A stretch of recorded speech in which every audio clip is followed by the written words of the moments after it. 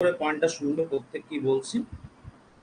আমরা খুব স্বল্প সময়ের মধ্যে 2024-এর বিসিএস পরীক্ষা নোটিফিকেশন পাবো।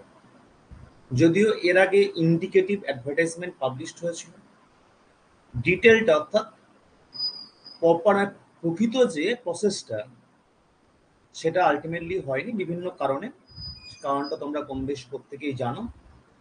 তো সেই যে কারণে ডিলে হচ্ছিল সেই কারণটা প্রায় তোমাদের সলভের পথে, কারণ আমরা বেশ কিছু রেজাল্ট এবং পরীক্ষার দিনক্ষণ ওয়েস্ট বেঙ্গল গভর্নমেন্টের বিভিন্ন সেক্টর রিক্রুটমেন্টের ক্ষেত্রে দেখলাম, তার থেকে কনক্লুশন আসছি। তো খুব তাড়াতাড়ি আমরা ডিটেল বিজ্ঞাপন পাবো, ফর্ম ফিল আপ শুরু হবে এবং ফর্ম ফিল আপের পর আমরা কিন্তু খুব বেশি টাইম পাবো না বিসিএস প্রিপারেশন কন্টিনিউ করার ক্ষেত্রে, কয়েকটি মাস পাবো। তো আমরা ধরে নিচ্ছি যে আগামী যদি আমরা তোমার হচ্ছে যে মোটামুটি সেপ্টেম্বর, অক্টোবর, নভেম্বর 3 মাস, আর এদিকে ওদিকে আরো যদি 1 মাস যদি আমরা পাই, যদি ডিসেম্বর যদি পরীক্ষা হয় কিংবা জানুয়ারি যদি পরীক্ষা হয়, আমরা ডিসেম্বরকে ফোকাস দিকে আগাবো। এবং হয়তো এই ডিসেম্বরের মধ্যে অনেকেই যারা নতুন অ্যাডমিশন নিয়েছো হয়তো পুরো চ্যাপ্টারসগুলো শেষ করতে পারবো না বা সম্ভব নয় বা করা উচিত হবে না। তো আমরা তার জন্য কি করব, ওভারঅল ইকোনমিক্সটাকে, কারেন্ট ইকোনমিক অ্যাফেয়ার্স সমেত অন্যান্য কারেন্ট অ্যাফেয়ার্স যেগুলো আসন্ন বিসিএস পরীক্ষা এবং ইন দ্য মিন টাইম যে সমস্ত এক্সামসগুলো আছে সেই সমস্ত পরীক্ষার প্রস্তুতিকে মাথায় রেখে আমরা করবো কি, নার্স ছেলে মানে খুব সংক্ষিপ্ত সারে আমরা overall economy, current economic affair, current affairs পোর্শনটাকে আমরা তোমার কন্টিনিউ করব। ওকে, তার জন্য নতুন একটা ব্যাচ নিয়ে আসলাম, কি areas of Indian economy for WBCS prelim exam 2024। এটা exclusively WBCS prelim examination 2024 base করে আমরা এই ব্যাচটা লঞ্চ করছি।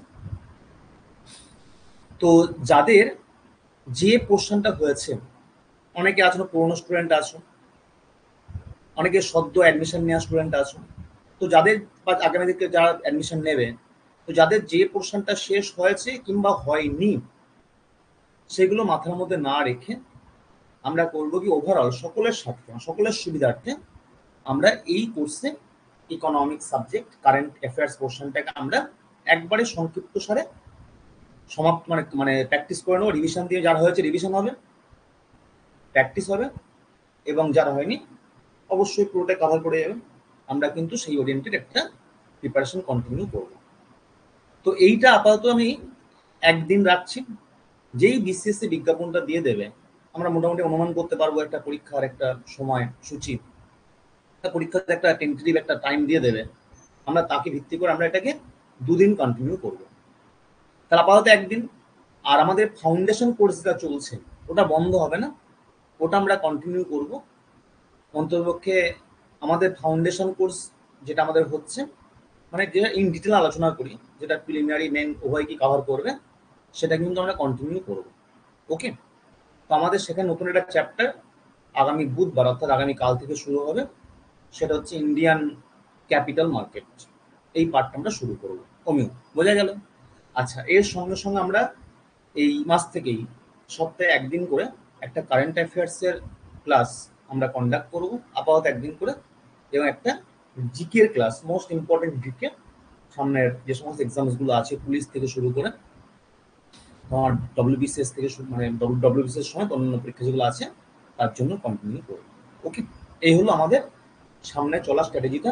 তারপর আমরা আজকে আমরা প্রথম দিন এই কি areas of Indian economy for WBCS prelim examination 2024 এইটা শুরু করছি। যেমন অমিয়ত ধরো কি চ্যাপ্টার হয়ে গেছে, তোমার যে চ্যাপ্টারগুলো হয়েছে রিভিশন হবে, যেগুলো হয়নি সেগুলো কভার করে যাবে।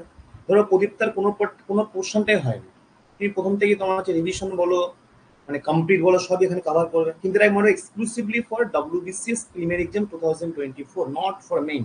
আমরা খুব জিস্ট করে করে মেন পার্টগুলো পড়ো, যাতে করে প্লিজ তুমি এইখান থেকে যে কোশ্চেন্সগুলো পুরোটা কভার করতে পারো। ওকে, ঠিক আছে। আচ্ছা, আমরা শুরু করছি তার আজকের সেশনটা শুরু করি আমরা।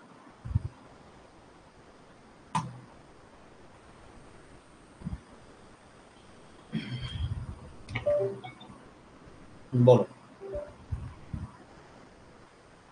বলো।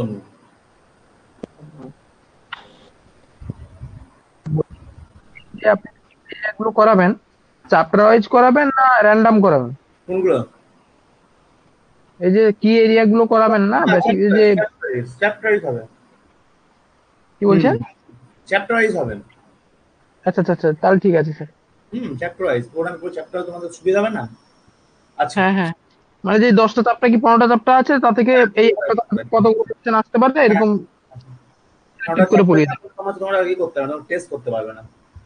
হুম হুম হুম, হয়ে যাবে, ঠিক আছে চ্যাপ্টার স্যার। হয়ে যাবে আর কি। হ্যাঁ, হ্যাঁ হ্যাঁ আর হ্যাঁ হ্যাঁ, আর যেটা প্র্যাকটিস কোর্সে আনবো সেটা তোমার হচ্ছে র্যান্ডম চলে যাবে আর কি। আচ্ছা, আচ্ছা আচ্ছা আচ্ছা, ঠিক আছে ঠিক আছে। দেখো আমরা যেটা প্রথমেই শুরু করছি যে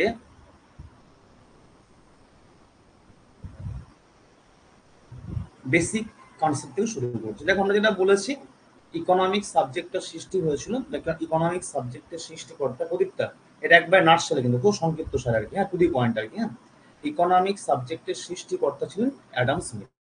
ইকোনমিক সাবজেক্টের চর্চা যেটা বলি আমরা, অর্থাৎ ইকোনমিক সাবজেক্টের চর্চা বা সূচনা এটা করেছেন কে? Adam Smith. আমরা সেই সময় কি বলছি? ফাদার অফ ইকোনমিক্স বলছি। Father of economics K?